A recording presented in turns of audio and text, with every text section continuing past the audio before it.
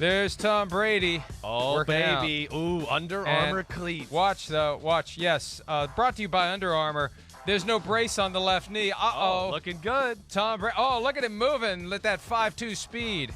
The ball, I hope that's a special effect. Either that's a special effect or they need to see what they dip that football in. But Tom Brady working out. Looks Tom cool. Brady selling Under Armour. I like the cleats. And no brace. He had pretty serious surgery on the knee. Yeah.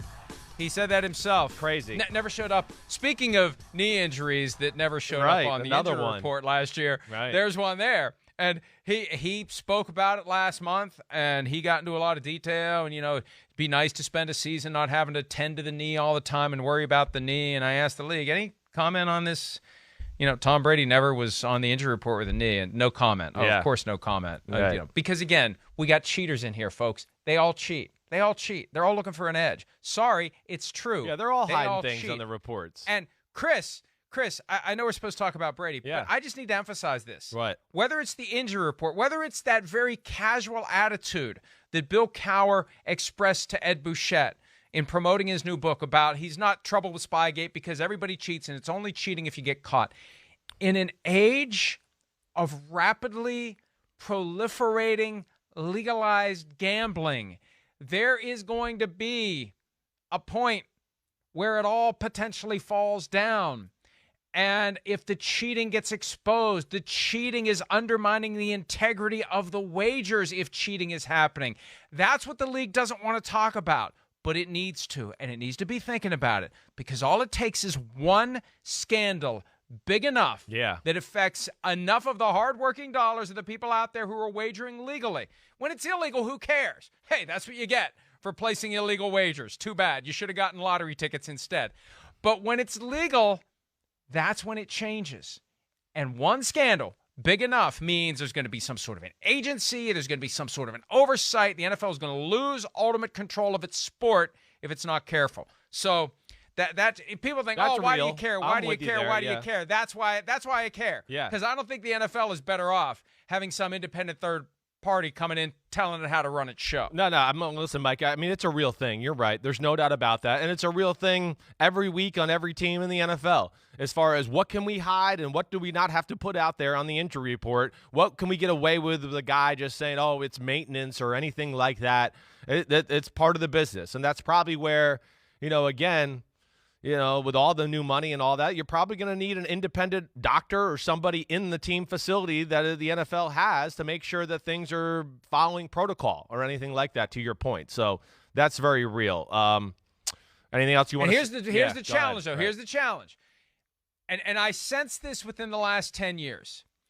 If you aggressively apply the rules, whether it's tampering, injury reports, whatever the rules are, the rules that are readily being broken, if you aggressively enforce, the message that you send to the average person is, man, they are all cheaters. They are all cheaters. Yeah, they got this one, they got this one, they got this one, they got this one. Get back to us when you find somebody who isn't cheating. That's the perception they're trying to avoid, and they desperately need to avoid it in this new age. Here's Bruce Arians yesterday talking about Tom Brady's ongoing recovery from that pretty serious knee surgery, even though the knee injury was never on the report last year. I don't know how much I'll let him do, with guys chasing him around. We'll see. We'll see what the doctors say, and he may be doing a lot of coaching. So at mandatory minicamp, when Tom Brady will be there, currently, what a strange scenario the Buccaneers have.